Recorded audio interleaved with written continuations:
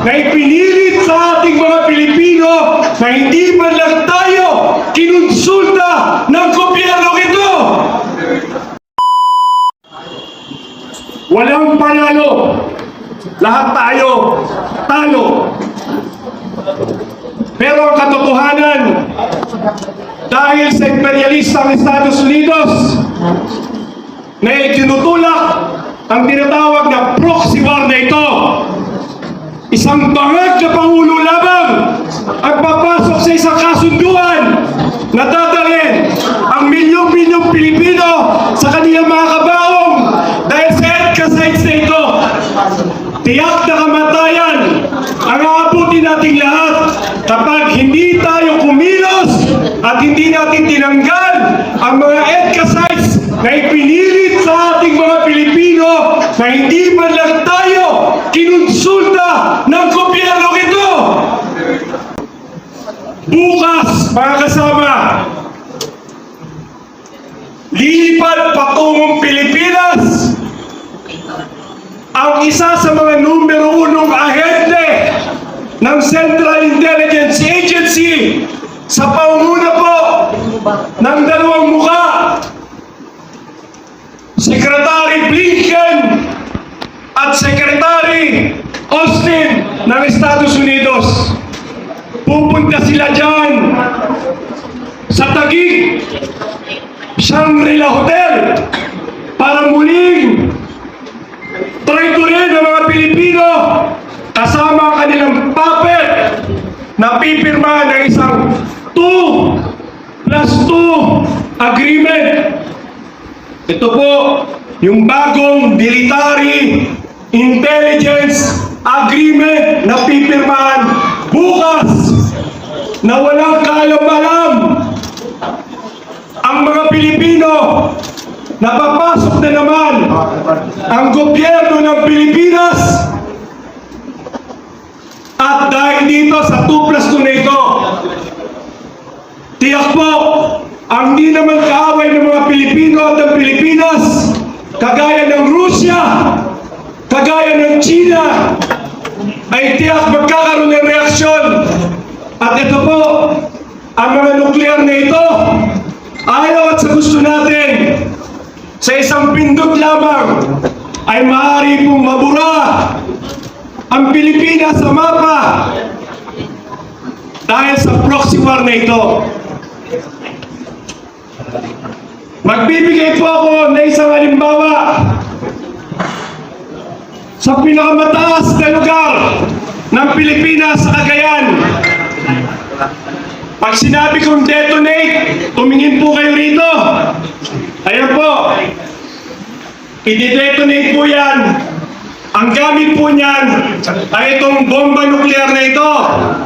5 megaton. Ang ibig sabihin, 1 megaton, 1 milyong toneladang dinamita. Ang katumbas, 1 milyon. 5 milyong toneladang dinamita. Kapag ipinukol po sa lalo, military base, lahat ng mga tao doon sa isang pindot lamang pag-release ng bomba nuklear na yan. Detonate! Mark, detonate! Ayan po ang bilang. Tumingin po kayo ron. Kung meron kayong kamag-anak, kung dyan kayo pinanganak, kung kayo ay pro-Duterte, pro-Marcos, komunista, hindi na ako titignan yan. Kahit pag pumutok na yung oras na ito, tinarget ang Metro Manila, hindi nyo na mararamdaman yan. Abo na lang tayo. Kaya ang tanong mga kasama, papayag ba tayo na manatili ang mga EDCA sites na ito na malinaw na ito'y magneto ng digmaan? Papayag po ba kayo? Papayag ba kayo? Bukas, muling pipirmahan ng isang military intelligence agreement sa pagitan ng Estados Unidos at ng Pilipinas na walang kaalam-alam ang 120 milyong Pilipino. Mag-sample po tayo sa ikalawang base militar ng EDCA, Antonio Bautista Air Base. Ito po, sorry. Camilo Cias, Naval Base Santa Ana, Cagayan. Dahil sa proxy war na ito, tingnan niyo po ang bilang na maaaring mamatay. Detonate. Ayan po. Ito po yung makikita nyo sa nuke map. Ano po? Isang nuclear scientist ang nag-design yan. Sinasabi niya ito ang estimate deaths at estimate casualties. Kapag pumuntok po ang isang bomba nuclear na yan na 5 megaton, isang taon po na walang araw. Isang taon po na ang hangin ay madumi. Kahit merong mabuhay, walang ospital, walang kalsada, walang tubig, walang pagkain. At kapag yan ay nagtuloy-tuloy, sasagot din po ang mga kalaban ng China at kalaban ng Rusya. Yan po ay hindi na mapipigilan. Kung 8 bilyon ang tao sa mundo, kung 8 bilyon, otomatiko po sa digmaang armas nuklear na ito na hindi biro, 5 bilyong tao sa mundo ang mamamatay. Sa isang iglap, ang 3 bilyon na tao na mabubuhay, walang pagkain, walang araw, walang kahit na ano. Ang sasabihin ng mga taong mabubuhay na matitira sa digmaang ito, sana na pumutok ang bomba nuklear, isinama mo na lang kami. Gusto nyo bang mangyari yan? Hindi po ito biro at hindi po ito pananakot. Kaya merong malaking pananagutan si Gibo Teodoro, dahil si Gibo Teodoro ay tiyak giba kay Gibo ang Pilipinas. Tama! Correct! Kaya mga kasama, dalawang base militar pa lang binanggit ko. Meron pang 7 at meron pang 16. Ito naman yung 25 sites na binanggit ng kapatid ng presidente. 25 sites na target. Kung dito po, kapag tinotal ko na ito, sa siyang base militar ng EDCA ng Estados Unidos, 2 milyon ang pinakamababang patay sa unang iglap. At ang sugat, ang may sugat, hindi mo bababa sa 10 milyon. Yung siyam na base militar lamang. Sinasabi 25. Nasa yung 19. Matinong pag-iisip pa ng presidente ang papasok sa ganitong klaseng kasunduan. Kaya sana, kahit sa ating vice presidente, yan din ang ating hamon sa kanya. Salita! Kapag siya ay naupo, kinakailangan na mga EDCA sites na ito ay talagang ilibing na natin ng tuluyan, kasama ang Mutual Defense Treaty, kasama ang BFA, kasama po ang RCA na bagong pinirmahan doon sa mga nanakop sa ating mga hapon sa Pilipinas noong Second World War. At ngayon, binuksan natin ang pinto sa mga imperialistang Hapon. Bubuksan din po natin sa mga iba pang kasunduan. Pipirmahan pa nila ang kasunduan sa Pranses, ang kasunduan sa mga ibang European nation, sa Canada, mga military agreement, lahat. Mahal ang tubig, mahal ang bigas, mahal ang kuryente, mahal ba tayo ng ating Pangulo? Hindi. Mga kasama, samahan niyo bukas ang anti-imperialist movement. Magtitipon-tipon po kami dyan sa kanto ng Jiao Building.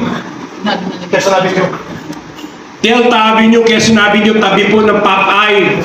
Ano po? Alas 9 ng umaga, alas 10, lalakad tayo dun sa Boy Scout of the Philippines, dun sa Circle. Magmamarcha po tayo. kung pwede magsuot po kayo ng itim, magdala kayo ng payong. Sasabayan natin ang pirmahan na hindi natin tinatanggap na 2+2. Mga kasama, ito ang ating panahon para manigil. Hindi ito simpleng pagpapatalsik, kundi ito ay laban ng ating mga anak at susunod na henerasyon. Ang laban na ito ay hindi natin laban. Laban na ito na mga susunod na mga Pilipino. Ipaglaban ang kapayapaan. Kapayapaan! Kapayapaan! Ipaglaban! Kapayapaan! No to EDCA proxy war! At two. Scrap! Scrap! Scrap! No to EDCA proxy war! Mabuhay ang kapayapaan. Maraming salamat po. Napakaganda ng naging solidarity message nila Ginoong RJ.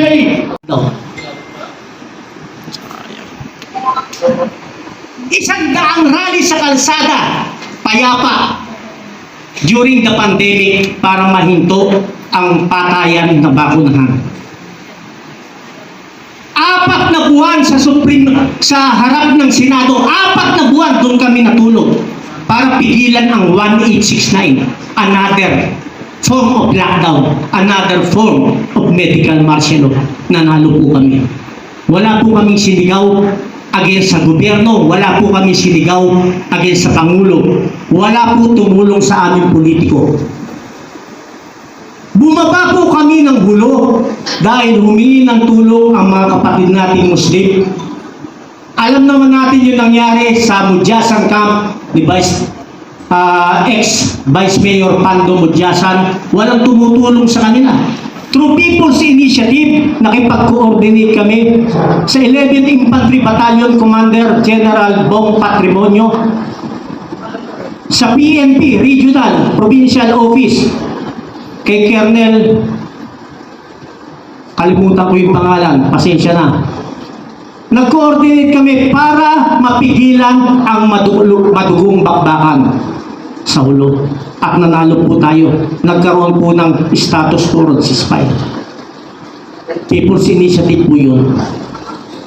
Wala pa ang batas ng tao. May batas na ibinigay sa atin ang Panginoon Diyos. Ang tawag dyan, inherent right. Minanang karapatan. Wala pang ginagawang batas ng tao. Meron na tayong minanang karapatan.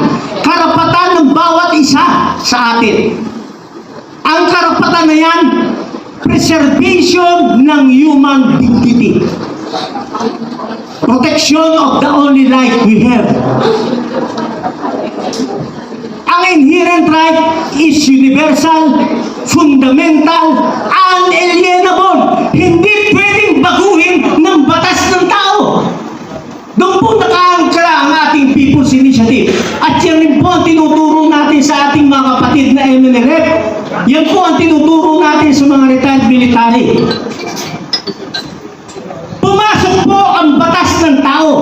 Sinuportahan ng ating konstitusyon ang ating inherent right. Ano pong sinasabi sa ating konstitusyon na nakasuporta sa inherent rights natin na bigay ng Panginoon Diyos? In a democratic country, sovereignty resides from the people and all government authority emanates from us. Lahat ng nangyayari sa bansa natin, sa atin nagmumula at tayo ang magdi-decide. Pangalawa, civilian authority over the military at all times. At ang pinakamataas na nakalagay sa ating konstitusyon, ang People's Initiative is the highest form of any law in any land. Yun po ang ating susundan sa ngayon at suportahan natin ang ating hakbangin bukas para mapigilan ang pagpirma ng anumang agreement between sa ating gobyerno at sa Amerika. Maraming salamat.